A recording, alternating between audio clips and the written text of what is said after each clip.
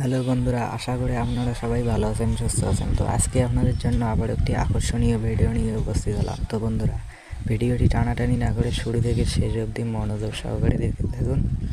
আর আমার চ্যানেলে যদি কেউ নতুন হয়ে থাকেন, চ্যানেলটিকে সাবস্ক্রাইব করে পাশে থাকা বেল আইকনটি অল করে দেবেন, যাতে এরকম নতুন নতুন ভিডিও পেতে আপনাদের সুবিধা হয়।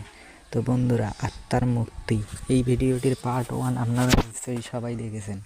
তো এখনও পর্যন্ত যারা দেখেননি তারা অবশ্যই পল্লীগ্রাম টিভি ইউটিউব চ্যানেলে গিয়ে দেখে আসবেন। আর যারা দেখেছেন তারা মনে মনে ভাবতেছেন যে এই ভিডিওটির পার্ট 2 আসবে কি আসবে না।